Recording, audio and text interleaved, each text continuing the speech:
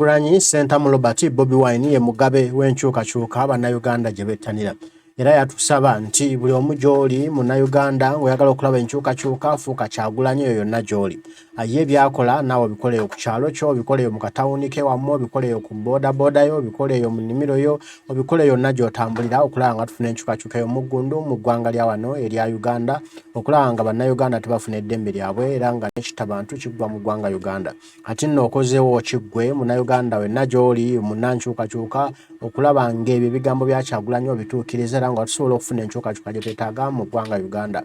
Kyagulanyi agamba nti buli lw'ozuukuka buli lweweebaka lowooza Mwai Museveni gavumenti ye egudde etya era okole ekyo kyonna ekinaayamba okulaba mu gavumenti ya Mwai Museveni evaako. Kati nno leero tulina omukulu Buwembo Habib wa National Unity Platform Kunga Lubaga South era nga yesimbawoko mu 2021 yali ku tiketi ya FDC naye kati oluvannyuma yegatta ku kibiina kya National Unity Platform oluvannyuma lw'ebyo ebyagwa mu FDC ensimbi ezaali zibaweereddwa empitirivu mu 2020 ensimbi zino zaali zakulwanyisa Kyagulanyi Ntebe Bobi Wine. Ye olwabitegeera n'agamba nti ewannyo waawo siyinza kuba na bantu ate balwanyisa muntu ate nga si kyekizibu kya Uganda wabula ekizibu kya Uganda ye Mwai Museveni ate bo bali mu kulwanyisa Kyagulanyi Ntebe Bobi Wine n'asalawo okwegatta ku kibiina kya National Unity Platform. Olwaleero ono gwe tuli naye tugenda kwogera ku nsonga ez'enjawulo eza struggle buli omu gy'ali abanja struggle nti twagala kulaba naye nga tufuna enkyukakyuka twagala kulaba Uganda yaffe nga Mwai Museveni agiviiridde naye abantu abasinga abangi abasaba ekyo ate nga beetuddeko beetuzi tewalina kye bakola. Kati twagala tuwangana amagezi tulabe tukoze tutya okulaba nga wano kaweefube oba program yalangiriddwa eya Kyagulanyi etandika ku Monday nga 28 embalala tugenda kugikolesa tutya nga ffe bannayuganda okulaba nga ate tusobola okununula eggwanga lyaffe tujje mu mikono gya Mwai Museveni ate tulize mu mikono gy'abannayuganda. Kale tutandise otuwulire emboozi nga bwegenda okutunyumira ku bannyufu nnyo leero. We want.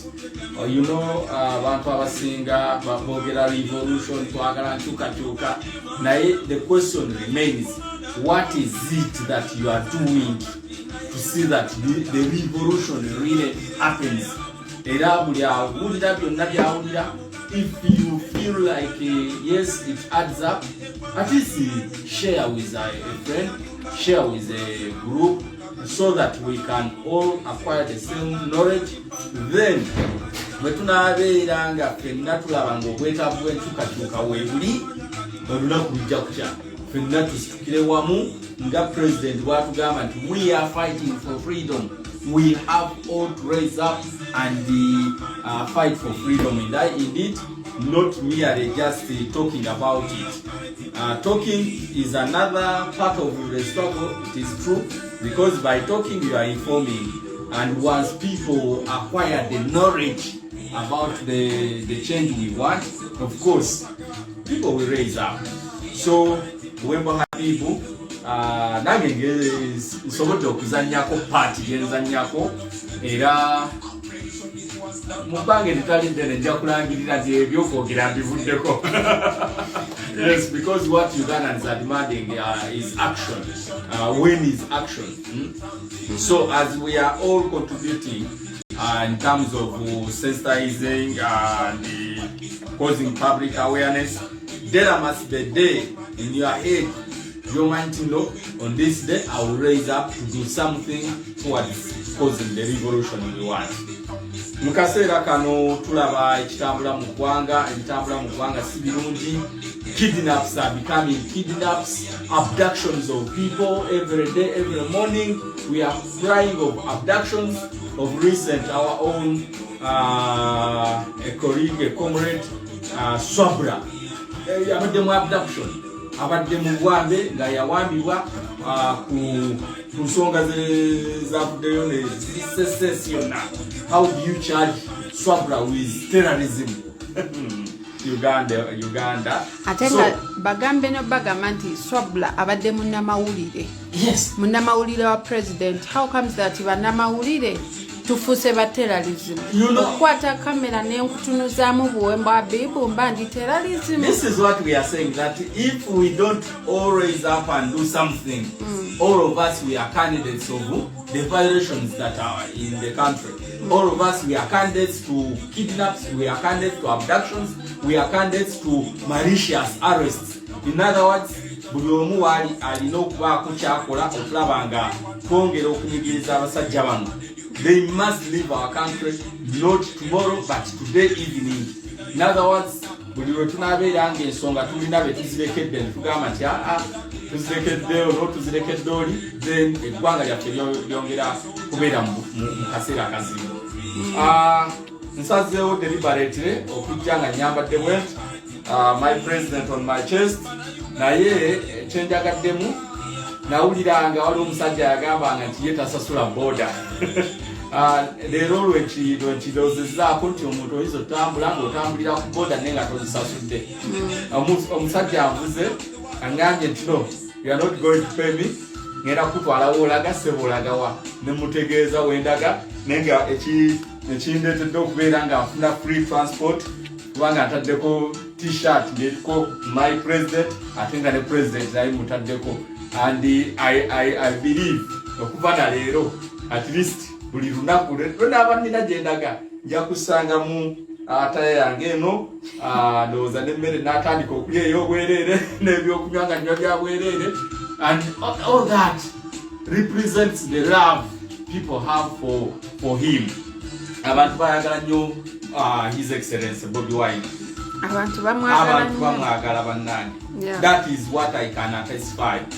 I have not worked closely with him for so long, but akaseera akatono kemaze mu NUP n'akaseera akatono kembadde ngezaako okunyonnyola ensi enkyukakyuka gye twagala, I can testify that abantu baagala his excellency.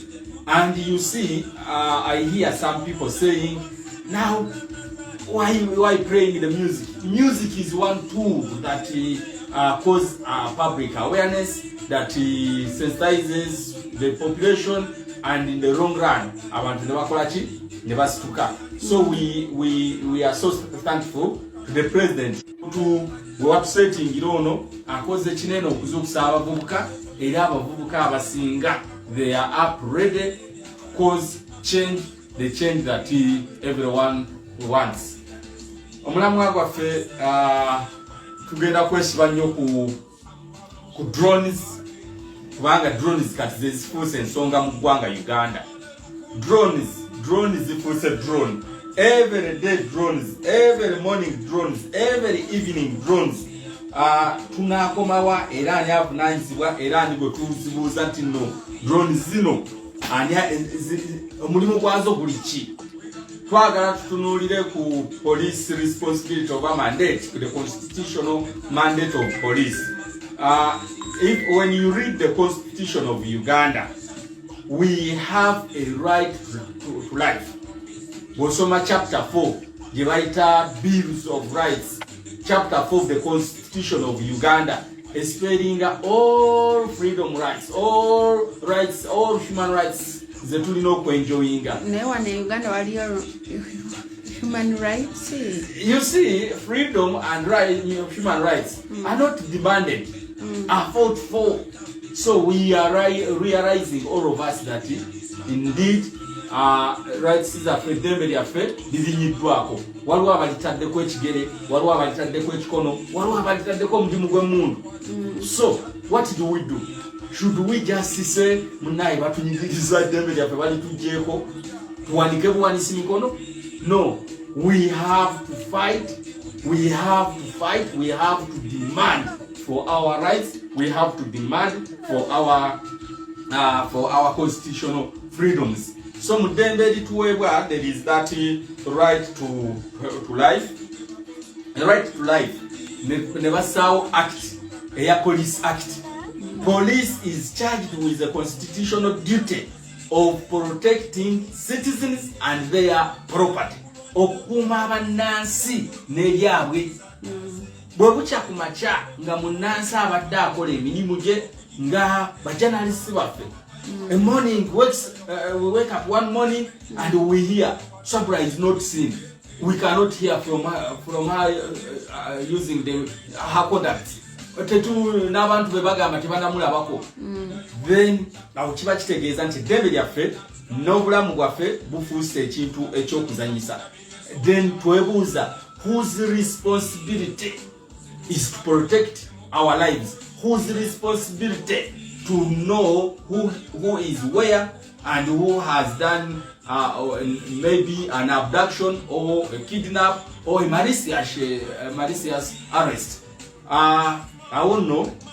Nze nga bwe mbona ttiimu ba activists bannange twadde tukubaganya ebirowoozo ne tulaba nga buvunaanyizibwa bwa police okubeera nga bali answerable to all the safety of Ugandans. Naye kyabadde mu story ya mwannyinaffe Swabra, tiimu yagenze n'enoonyereza mu police station zonna ezeetoolodde mu kitundu mwawangaalira e Busega. Ne bagenda ku Busega police station e Kabale nga tebalina answer, Kibumbiro tebalina answer, bwe bagenda ali mu Kigwanya Katale waliwo police station nga tewali answer. Ne bagenda Nateete police station. It is one of the biggest stations we are having in Kampala. They are saying tetulina kye tumanyi. Ne batakomawo ne bagenda ku regional police e Katwe. Naye eri mu Lubaga South awo Katwe waliranyiganye wasalagana n'Endeeba. Simba wakati. Yes. Abaana twagenda nga tunoonya Swabula. Yes. Tutuuka ku poliisi y'e Nateete batugamba bo tebamulabangako. Ate luvannyuma nnyo nga batukubira amasimu nga bagamba nti omuntu gwe munoonya ali wano. Kiva ku kyokulaba nga abantu abo basooka kwegaana ate at the end of the day ate ne bakkiriza.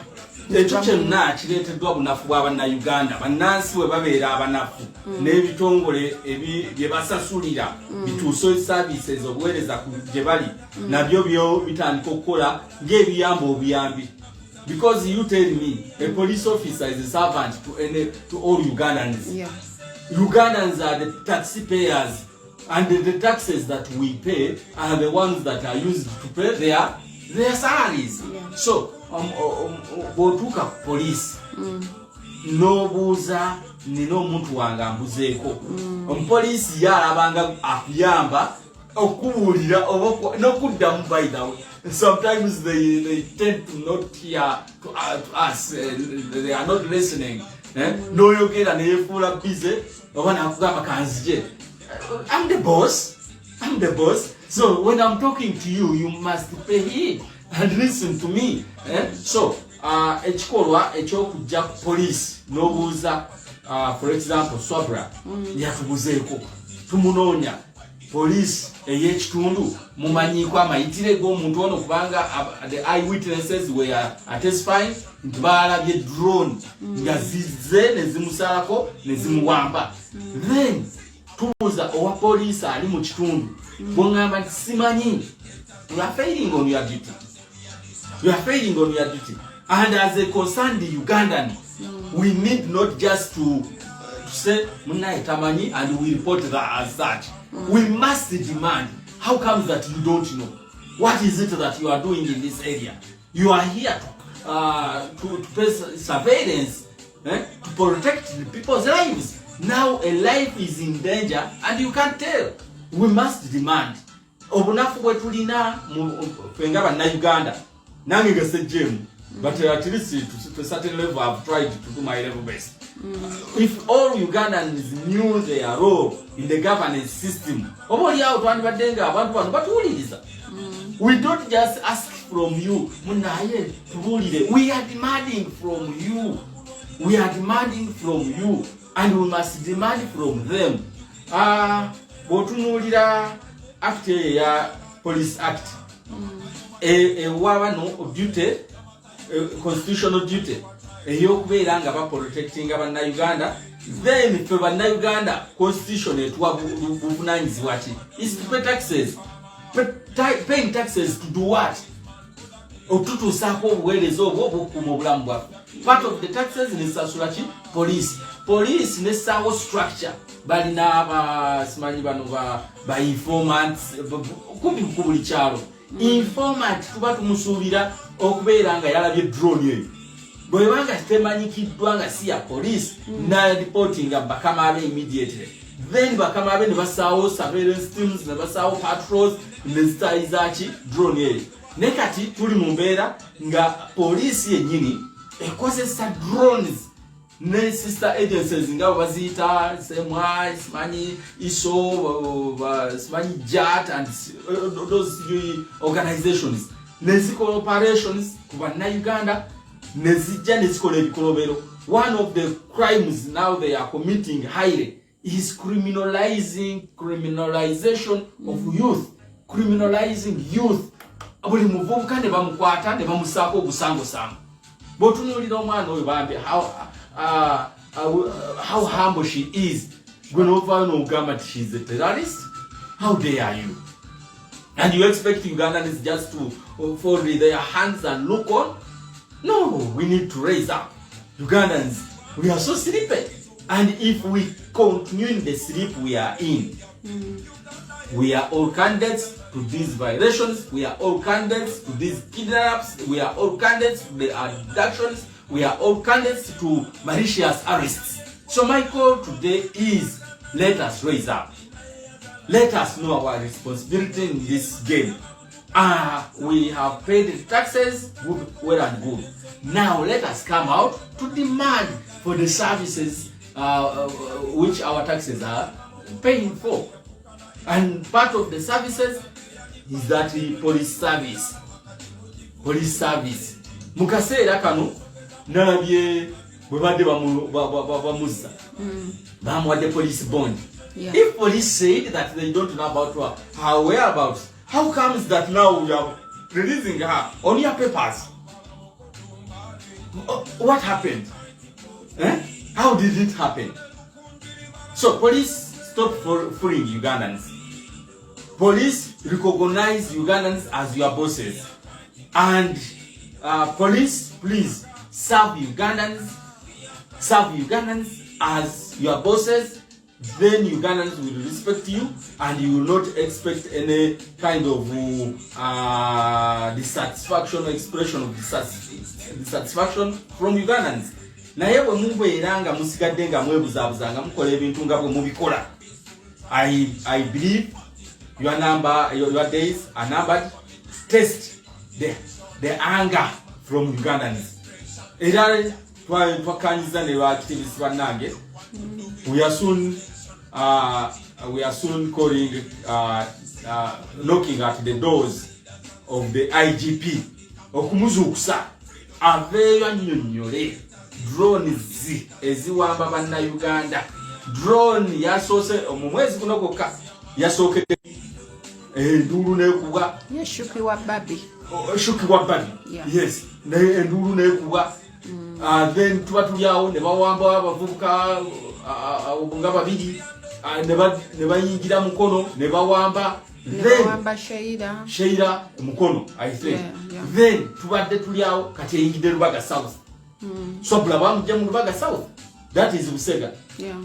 And me as a resident in the same constituency, I've started on some work. We are soon hitting the streets as activists to demand for an apology statement from the IGP. Why apologizing? He has failed on his duty. If he does not come out to clarify who owns these drones, are they part of the police tools or they are just used by some other agencies? He must spell. Olw'ensonga lwaki tukisa ku police? Tulabye mu mbeera n'amagye we gasiibuusa empisa. It is police that get in charge to collect the message. For example, twalaba wano Sabit ng'akuba Minister wa Labour, the former. Bani abavaayo okudda ku mulimu okunoonya report? Isn't it police?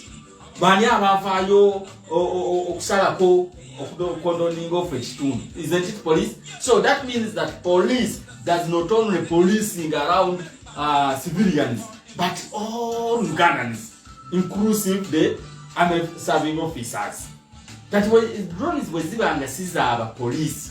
Nga either za ISO, oba za ESO, oba za SSEMUJU, oba za JAT, oba za era busigala buvunanyizibwa bwa police okuzirondoola ku lw'Abannayuganda. Era mu operations ne ugaba amajenga ge gakola operation amaje kigakatako okujja ewa police officer whose jurisdiction it is. For example, Natete mugenda ewa OC Natete police oba ne mugenda ewa RPC or region oba DPC na communicating and structures. There is an operation ongoing egenda kukolebwa basemwa. They are this in number. Era bagenda kutambula webati ne webati. In any case, we babanga balina omuntu gwe bakutte. Police go muntu relative wo muntu ono gwe bakutte. Ogenda tuka police. Nta abasemwa ibe bamukutte era bamututte wagwe wati.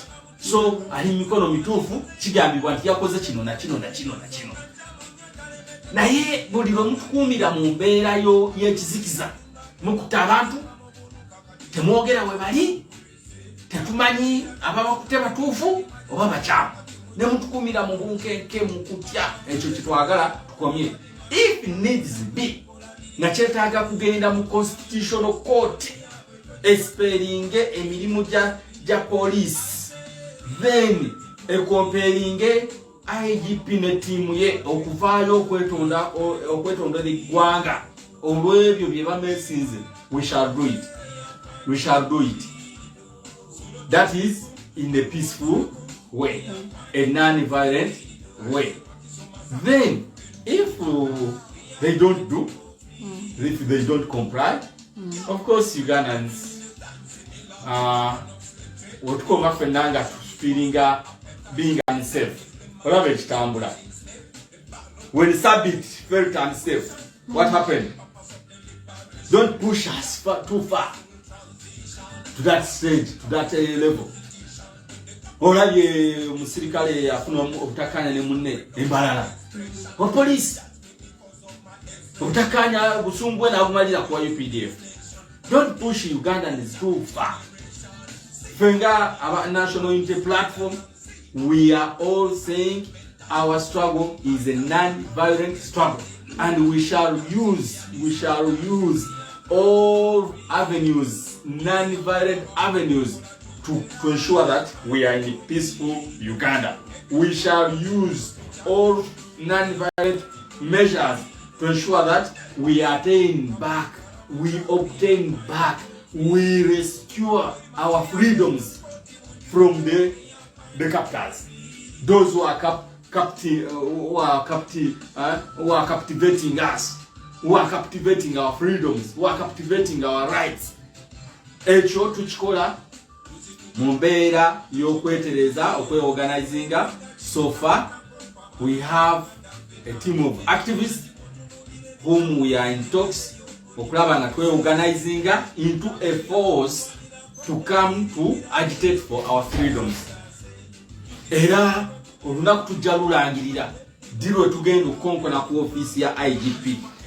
It seems he is there sleeping.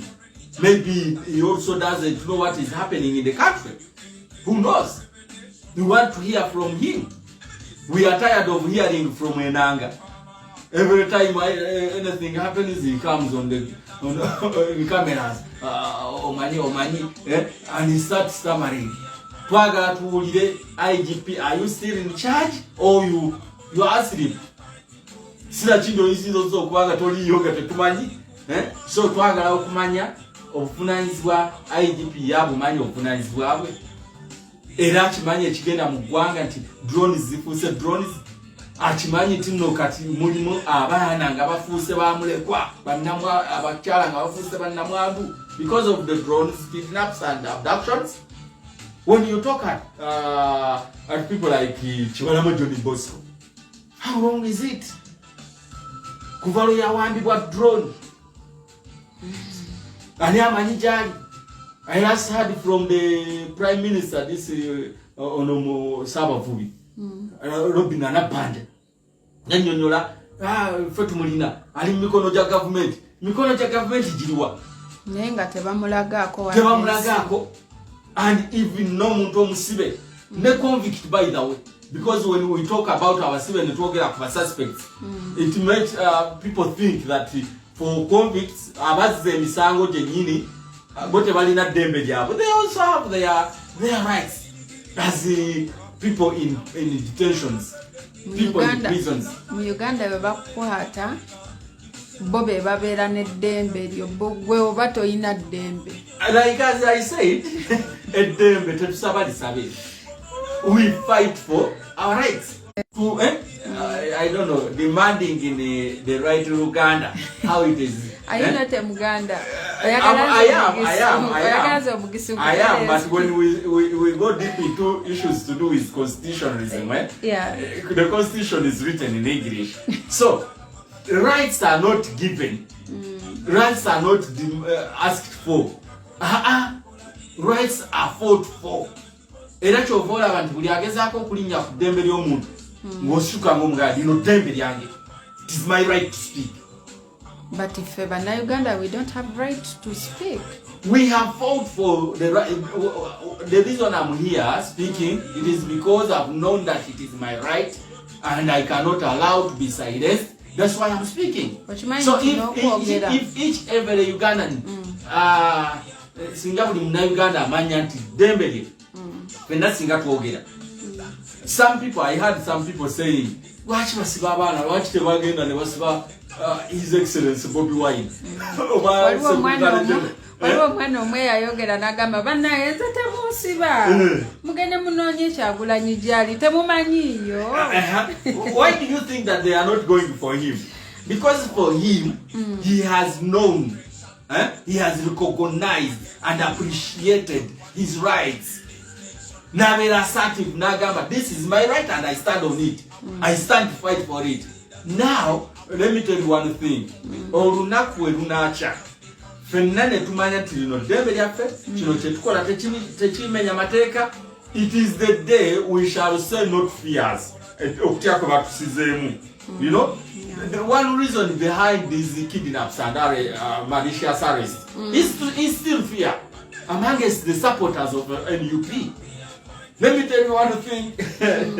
There is one of the NUP journalists, we had a program. Nemugamba, tugenda kusinkagana nanga olwaleero terulise towulira ebitambula. Ebitambula drones zifuuse drones. When they hear you sounding like that, the next day they come for another. Because why? Nti balabye nti kadi yaabwe ebatuusa ku ekyo kye bagendereramu. You know, their mission is instilling fear amongst the population. Kati omanyi lwaki oyo omwana yagambye y'ensonga bwetyo kubanga ffe tukuze tumanyi munnamawulire takwatibwa.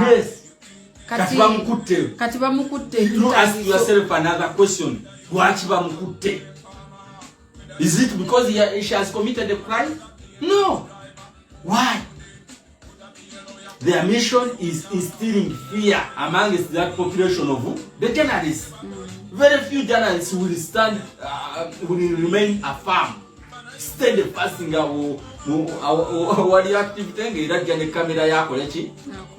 Some others you will see them now putting on face masks.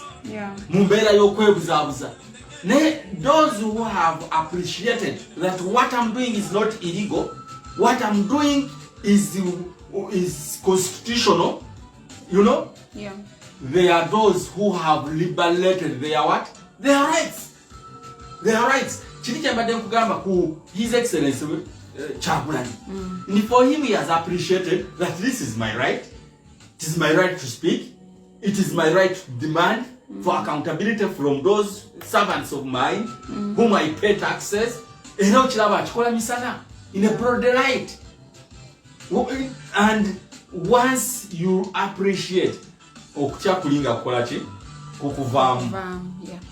him, he has appreciated it. That's why he's fearless.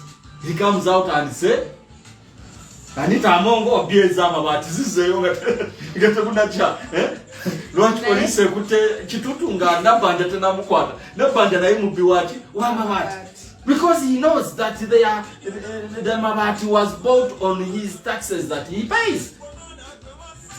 Ochege kakati ne munamawulire apimi yange gye muli mbasaba you revise you go back read your rights olabe mu byenkola kike nakoze ekimenya amateeka bwe mubanga temuli don't relent kyobadde okola kyongere mu maanyi era how I pray kyembadde ngezaako okugamba nti tusobola okusoma rights zaffe naye baba nga bakukutte bo bali abantu tebamanyi rights z'abamawulire. You know, let me tell you one thing. Tulina bakaka okuzitegeera tutya when they abducted the Swabra, for example. I saw most of the journalists within her group, those who are under her leadership, but they never teaming up, and they used one language, free Swabra now. When they use the platforms on social media and it never yield the results, they went ahead to hold a press conference. You know, that press conference, they uttered a lot. And they were coming at a level now of coming to confront. You know? Freedoms are not asked for. We must fight for the freedoms. We must fight for the freedoms. After you reading my right, you know, it is my right. Olaba, walioluze ko kapa puskat. Kapusa kukamanye dembeli yako. Nino kusula okuzanyira ko mu ntebe. Nino okugira bwenti. Na yero kakola ensobi ne kakola kuchi ku carpet. No kakangamu emisile gikafubutuka.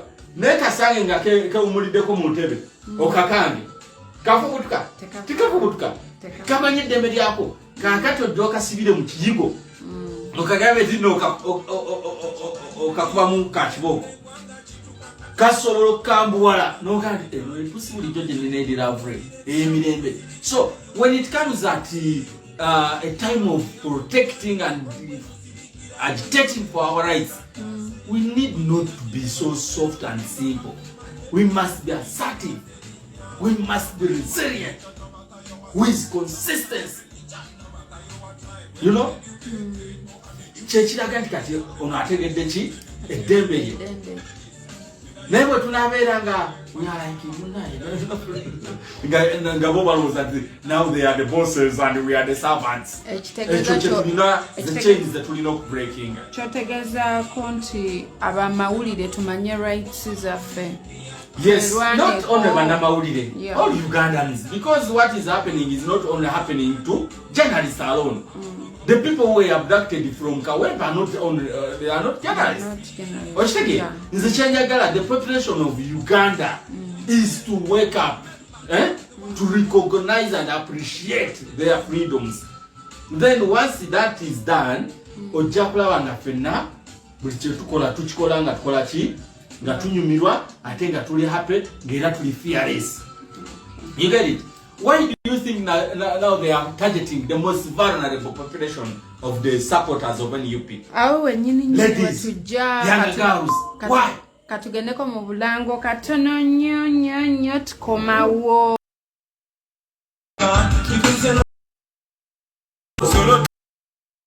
Nti jangu okole kino ekintu n'atuuka okubeera n'eyo fear. Guys, we need to fight for our freedom. So, Mr. Bwemba Babe, when you were to come here, but tutandikira kwene ensonga yennyini they are fighting for freedom. Freedom is fought for, is not requested for. Buli Munnayuganda kyalina okutegeera. Take an example. There is an incident that happened in the I think this week.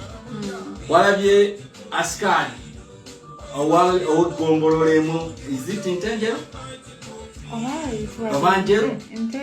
Ntenjeru Njeru yawambye n'agamba nti teri agenda kuyingira okujja kumwasasudde omusaala gwange. It is his right to work, then it is his right to earn his salary. Mu statement yagamba emyaka 4 tasasulwa. we yagaddewo ne basaawo okutiisatiisa ne baleeta amagye ne baleeta poliisi n'abagamba nawo ab'amagye ne poliisi ne bwe mujja wano sigenda kuggulawo okuggyako omusaala gwange akoze ki did they listen to him? Walabye bamukwata yinuka? No. He said I'm ready for anything. If you have come cause arrest, you arrest me, but once you release me, I will come back and close until when I'm paid. Bakama aba badde bamukozesa bagambye batya. The statement I had from the cow, the chief administrative officer, Kugombolole, was like, katukole nteekateeka tumusasula omusaala gwe ne tumute. You know, kiyamba kigo kunkuumira ku mulimu nga nkolera bwerere tosasula. So better as I raise up and I say enough is enough and you pay me, then nenonye ekirala ekyokukola ki. Yo muzeeyi oyo bamusasula omusaala gwe ogw'emyaka 4 yeetaaga okuddamu okukolera omuntu omulala. Can't use that money to start up his own business. So the moment we realize and appreciate our rights and freedoms, we shall come out and broadly be assert, and we shall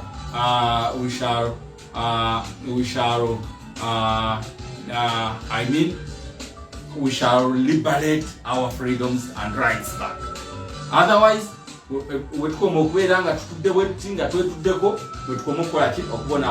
I need not, as a person, remember Habib, I need not to wait for my day to be picked by a drone to come out to say a drone in chi. A fool. Likewise, now I want to say, Tolinda lunaku, lona chimibwa, olyoko yingire mu nsonga zino, omanye tino, okulinyirira eddembe ly'abantu, kibi. Techiri kuba nabyabufuzi bokka. Go in the markets and find out. They are picking them every day. Nanti kibata ekinnatuukawo tosobola kirowoozaako. Kati buli omu akirinde kale kijjeewuwe. Kijjeewuwe. Bw'abanga lwayagala okirwanirira. Walabye omusajja dereva w'omulamuzi. Yes. Yedda akimanyi nti omulamuzi yafuga kooti. Yeah. Ne after realizing and appreciating this is my right, I have a right to earn. And what I'm earning is not enough for me. He came out. He made noise. At first they were like, Kabudeko. Nabagamba ndi mulamu. Ndi mulamu. Mitwala 23 gye mumpa. Tekisobola kusomesa abaana nekisasulisa abaana bange nensasulako ne rent. You know? N'abalamuzi ye bavuga every day, every time, every now and then.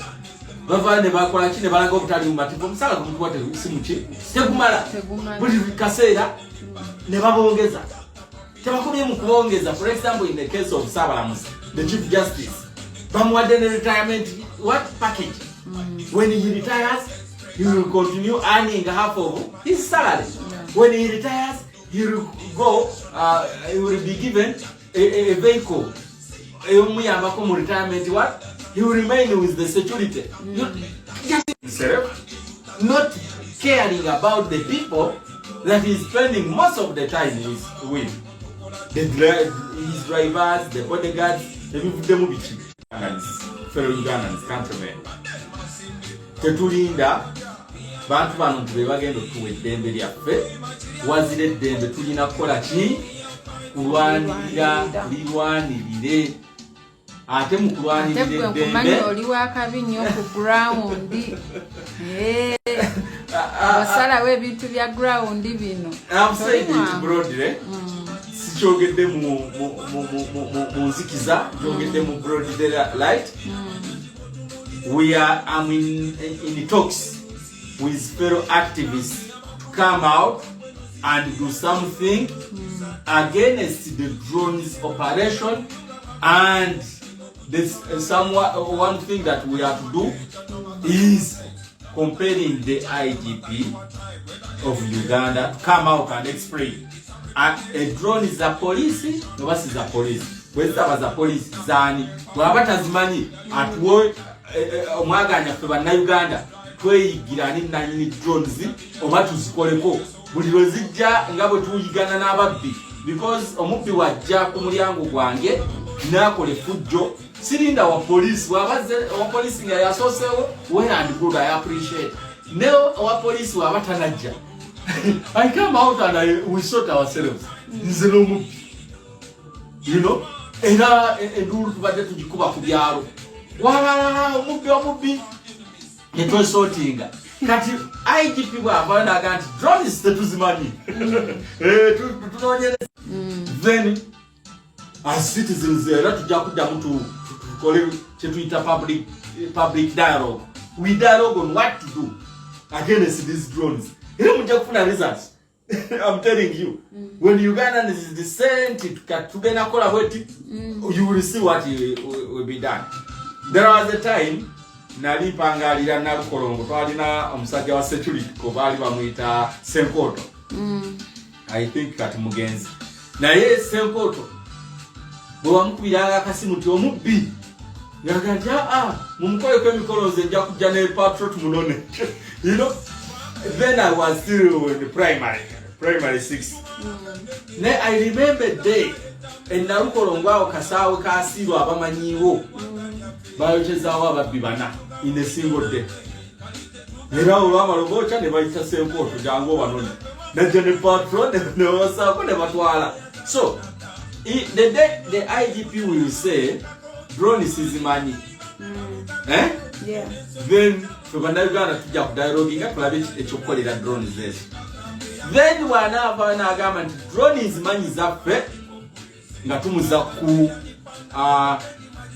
police act egamba etya.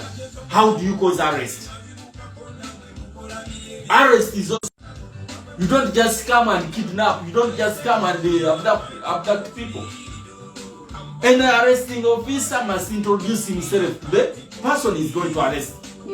Nze Bwemba Habibu nkola ne police ye Jindi ne kadi yange yino nze okukima oteberezebwa okubanga nzizo omusango ne guno kati nange gwe bazza okukima ne ngamba mbadde sigumanyi naye kankubireko ku bantu bange bwe mbadde nga ngenda ku lusi osanze ennyumba ate sesiisibe gwe ng'omala gantwala nnaku 5 ngenda okuddanga ebyange tebiriiwo just as a suspect. Now Swabra was released. Yeah. Assume her home was left unopened. Yes, of course you are saying open. Agenda okuddanga ebibye tebiriimu kati addemu batujju be bamu abalopere nti ebyange babitutte, and what would they do? Compensating or saying sorry, let us investigate? Yeah, they will say sorry. You know? So, kyekugamba nti nno bwe tutahamanya eddembe lyaffe ne tulirwanirira tujja kubeera mu losses, time now, time in, time out. Tulina okuvaayo tubeere nga tulwanirira eddembe lyaffe. Mbadde njogera ku arresting procedure nga nkugamba nti akankulira abantu bange, either my relatives or my lawyers, so that they can know nti Habibu tumusanga wano. Era nkubuuza n'okubuuza ontwala ku police ki nti Nateete era netegeeza abantu bange nti tugenze Nateete. Those are the procedures.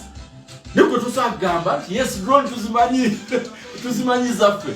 Then after you acknowledging tujja kubuulizaako ebibuuzo ki ebirala, and in the end I do believe we shall see off Ochola from police officers because he has failed on his duty.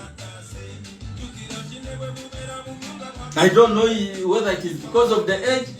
The guy is failing on his duty. Bwe bali bakamulonda nga bamuwadde contract in 20, I think it was March of 2021 when they extended his contract. One area gyagenda okusaako focus is promotion of human rights. But during Ochola's tenure, eddembe ly'obuntu lirinnyirirddwa. Drone nezifuuka drone, malicious arrest nezifuuka malicious arrest, all in the name of criminalizing youth. The more you criminalize youth, the more you cause anger into them. And the more you cause anger to them, the more they are working towards your exit. Chovoya wakati osanga lino litabani lya Museveni limuhozi. Litambula n'emichere, litambula n'ezikeeki buli gyezira. Togamba Muhoozi asinga Kyagulanyi okunganya abavubuka. Why do you think that they don't go where the cakes are and they run where the tear gas is? The anger that you have caused into them cannot let them associating with you. So, abanyiivu bonna twagala one tegere Ntebe Yafe. But tumala olitegeera tuli appreciating it. But tumala oli appreciating it tuveeyo lirwanirira. We'll be jealous enough mukulwanirira Ntebe Yafe. Bwe tutakikola ffenna tugenda kaaba amaziga geegamu. Tugenda kaaba. If you have a question, you can pose it. If there are no questions, then we can say bye-bye to our viewers. I can't even imagine your kaaba. Tugenda kaaba ffenna. Who knew that someone who has a tool of a camera, they can come because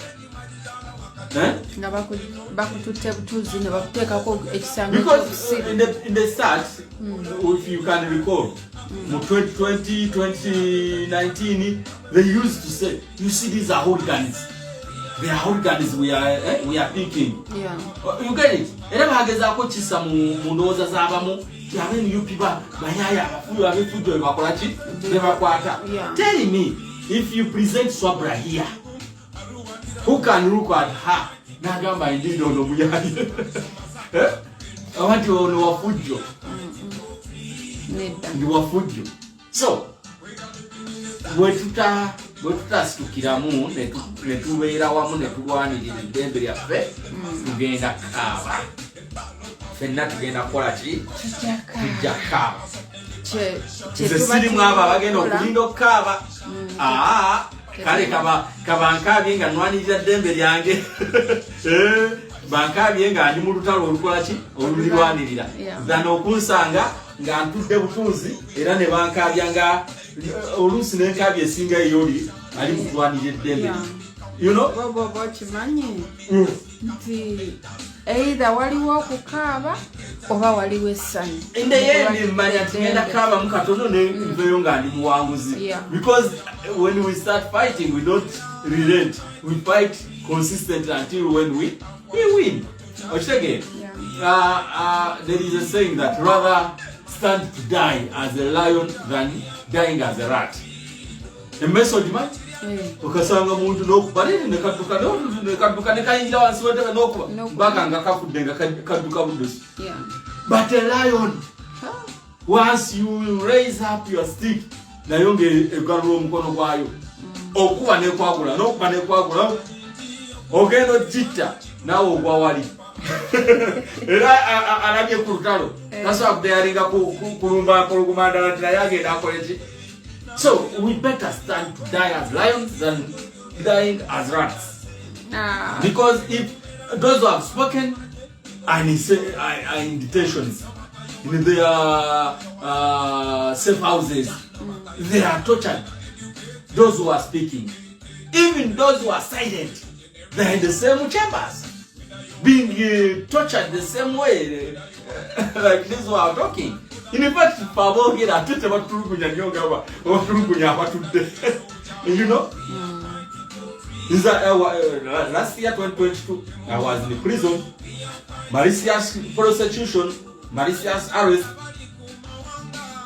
I was maliciously arrested by Anita Amongo. Anita Amongo, the Speaker of Parliament, yes, I went better never part never some comedy and I'm enough to come. But what I found there, I used to ask the inmates because nobody knows see a yao, Gabagam Hanebi of Fuzi was to be a soju. Gababuza to more Jerima and Chena Moka, Gavana Fuzimba, Baliba Meka. Mumariba Nabia Fuz, Abalimu. Ellen Abasiva, Abaliwanobona, Abasinga, Baliwonga, by victims baby of Fuz. Naba byaba mu abali makomera si babbi nti obubbi buli mu musaayi nga bwolaba obwaba n'ababbi b'amabaati ne babbi olw'okuba nti embeera environment gye balimu ebanyigiriza okuyiga ekyokulya ne bakumekereza nga bakola ki nga bali mu mbeera eyo. Bubaka ki bw'osobola okuba nga owa abawala kubanga kati ndaba abawala ba NUP abasinga they are strong naye bali mu kali yes abawala NUP kuba abawala ba NUP bokka be baagala yes abawala abali mu NUP basibira entanda eno mugende musome ku history w'omukyala gwe bayita Winnie Maxidira Mandela former wife wa Nelson Mandela. If you are not good at reading, go look for the documentary called Winnie Mandela. Olabe Winnie bye yayitamu ne bye yagumira era ne Winnie wafiiridde olaboba Winnie yakwegomba mu mbeera gy'olimu ey'okwetuulako oba Winnie gw'omwegomba mu mbeera gye yayitamu ey'okwerwanako. That is how I can summarize my advice to them. You know the reason as why we go to school, Dr. Bess just said, is to study about the histories, the past experiences of some people. Be it mathematics, be it science, be it biology, be it history. We study about the experiences of others. Why? So that we learn where they did some mistakes, where they perfected, and we don't also repeat the same mistakes that they experienced already. So, Winnie Mandela gendo musomeko, muwala gwandaba, Winnie UP, mchala gwandaba, gendo nonyeleze ku Winnie Mandela, enwana gye yalwaniriramu eddembe lye. Then, wessewali ne Winnie omusewali. Olabe singa obeera gwe kennyini ne baga nti weegombe ku bana ababiri oba weegomba gwe kennyini oba weegomba Winnie Mandela. Embeera gyensobola okuadvisingamu. Okay, yes, ali ku Tika Media Uganda tubulayo eddakiika ne bakola ki okutambula kwe ne batandika obulamu bwe bwonna bwali butambulira ku music. Yes. Onakulo yasalawo n'agamba nti I'm standing firm to fight for my freedom, to fight for my rights, to fight for my liberties. Njagala ombuulire Kyagulanyi bwe bamuyimiriza ano naawe ne tukuyimiriza ano ani bw'osooka okwegomba ku babiri. Of course simba nyina okwegomba president. You know? Yeah. So once you stand firm and say I'm ready to fight for my freedom, for my rights, you will die a hero. You will die a liberated man. Genda otunuulira abalala bonna genda ku Mahatma Gandhi olabe how they fought for their freedom, their rights. They are dead in their graves. Kati mugeraageranye ne jjajjaawa ayafanga talwanira ddembe lye, talwanira bwenkanya bwo. Bwana omuntu omulala ino banneiba kati bayimirize wali Mahatma Gandhi ne jjajjaawo mulabe ensi wagyeddukira. So let us raise up. If it is dying, let us die fighting for our freedoms. If it is either I don't know, if we are to lose our limbs, let us lose them when we are at the front line of fighting for our freedoms. Yeah. Yes, wena ali ku Tika Media Uganda. Abductions. Bw'oba omutegedde mu sekulist mu dragging mu mbuga z'amateeka ng'omuntu. For example, I've talked about how I was maliciously detained in Ruzira for 104 days. Nze ngenda kufaafagana na Anita Amongo. Ngenda kukozesa all possible avenues, all available avenues for me. Okulabanga it stops at me. Bwembanga namali naku 14 talina kuzaayo omuntu mulala naye namaze naku 14 mukomera. I'm going to drag her in courts kati mu Uganda court bili maze okuteekateeka empapula high court ngenda musa mu civil court then nazo wezineemamaza ne zibeera influencing controlled I'll run to East African Court of Justice mpaka okulaba nga ebikolwa bye ebyokwagala okukozesa ofiisi y'obubi ng'asonga abantu oyo musibe muno nanyigaganye naye musibe nga bikoma ku Buwembo Habibu nga tebyeyongete ku mulala. Yes, ebigambo ebibadde bya Honorable Buwembo Habibu.